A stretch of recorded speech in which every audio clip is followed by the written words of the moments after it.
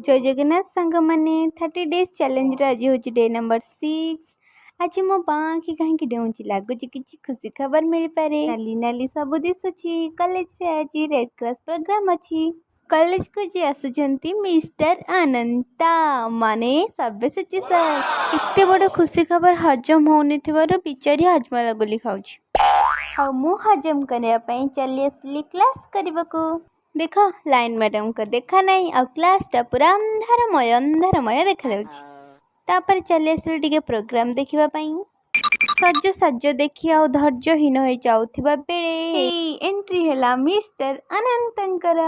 अनंत sir टिके अगला अगला देखा जाउनांती।